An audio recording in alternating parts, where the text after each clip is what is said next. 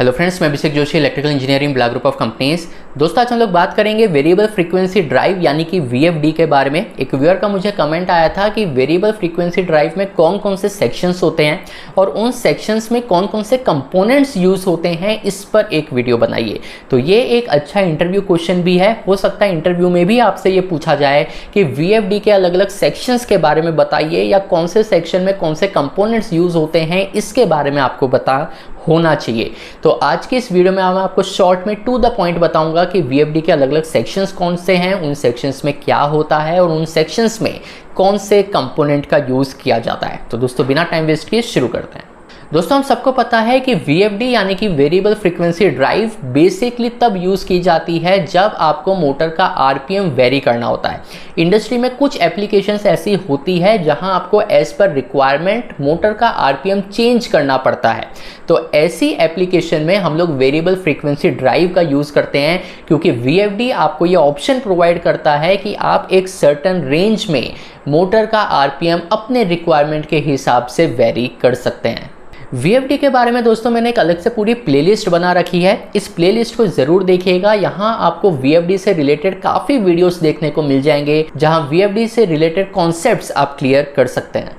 तो दोस्तों बात करते हैं वीएफडी के पहले सेक्शन के बारे में, और जो होता है रेक्टिफायर सेक्शन। देखिए हमारे पास जो इलेक्ट्रिकल सप्लाई अवेलेबल होती है इंडस्ट्रियल सेटअप में वो एसी होती है, पर वीएफडी की वर्किंग कुछ इस तरीके से है कि आपको पहले एसी को डीसी में कन्वर्ट करना होता है, फिर डीसी को अगेन एसी में कन्वर्ट करना होता है, और अब आपको जो एसी मिलेगा वो इस तरीके का मिलेगा कि जो आप कि रिक्वायर्ड आरपीएम है मोटर का वो आपको आउटपुट में मिल जाएगा। फॉर एग्जांपल अगर मेरी मोटर 1500 आरपीएम पर चल रही है और मैं चाहता हूं कि इस मोटर का आरपीएम मैं 1500 से 1200 आरपीएम कर दूं, तो मुझे पहले एसी सप्लाई को डीसी में कन्वर्ट करना पड़ेगा। उसके बाद अंदर कुछ चीज़ें होगी, अगेन मैं डीसी को एसी में कन्वर्ट करूंगा, और अब मुझे जो एसी में सप्लाई मिलेगी वो इस तरीके की होगी कि मेरे मोटर का जो आरपीएम है ये 1500 से 1200 हो जाएगा। तो पहला जो सेक्शन होता है वो रेक्टिफायर सेक्शन होता है, जिसमें हम एसी सप्लाई को डीसी में कन्वर्ट करने का काम करते हैं। और ये जो रेक्टिफायर सेक्शन होता है इसमें बेसिकली नंबर ऑफ डायोड्स और नंबर ऑफ एससीआर यानी कि सिलिकॉन कंट्रोल्ड रेक्टिफायर्स का यूज होता है। यहाँ दोस्तों आपको ये चीज़ पता होनी चाहिए कि जब आप AC को DC में कन्वर्ट कर लेते हैं तो वो जो DC होता है ये पूरी तरीके से प्योर नहीं होता, यानी कि उसमें कई सारे रिपल्स हमें देखने को मिलते हैं। इसीलिए आपके वेरिएबल फ्रीक्वेंसी ड्राइव का जो दूसरा सेक्शन होता है उसे DC लिंक या तो फिर फिल्टर भी कहा जाता है।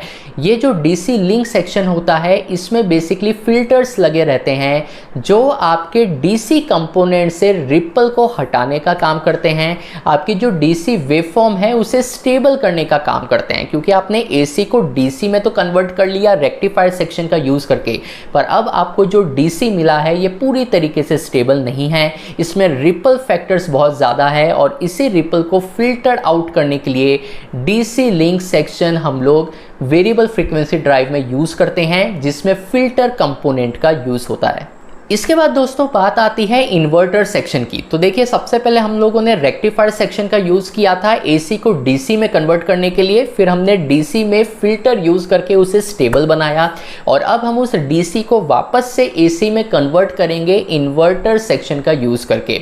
अब ये जो इन्वर्टर सेक्शन होता है यही सेक्शन रिस्पॉन्सिबल होता है आपके मोटर के आरपीएम को चेंज करने के लिए, यानी कि आपके मोटर का आरपीएम जो चेंज होता है, जो रिजल्ट हमें देखने को मिलता है कि मोटर का आरपीएम 1500 से 1200 हो गया फॉर एग्जांपल, ये बेसिकली इस इन्वर्टर सेक्शन में ही होता है। क्योंकि इस इन्वर्टर सेक्शन में आपकी जो मॉडिफाइड डीसी है, जो फिल्टर डीसी है, उसको आप एसी में कन्वर्ट करते हो। तो ये चीज़ ध्यान में रखिएगा कि जो तीसरा सेक्शन है वो आपका इन्वर्टर सेक्शन होता है।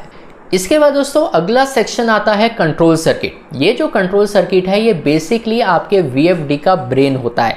ये जो कंट्रोल सर्किट होता है यही आपके फायरिंग एंगल को ट्रिगर करने का काम करता है, यानी कि जो फायरिंग पल्स हम लोग देते हैं वो बेसिकली कंट्रोल सर्किट सेक्शन से ही रूल होती है।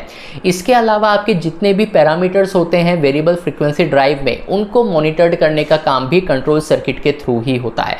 तो ये जो कंट्रोल सर्किट है, क्योंकि इसके नाम से पता चलता है कि इसका जो काम है ये सभी इनपुट पैरामीटर्स को, सभी रनिंग पैरामीटर्स को, फायरिंग पल्स को कंट्रोल करने का काम बेसिकली कंट्रोल सर्किट सेक्शन में होता है। यहाँ दोस्तों एक चीज़ मैं आपको बताना भूल गया कि जो इन्वर्टर सेक्शन में हम लोगों ने बात की थी कि डीसी को एसी में कन्वर्ट किया जाता है, वहाँ पर IGBT कंपोनेंट का यूज़ होता है।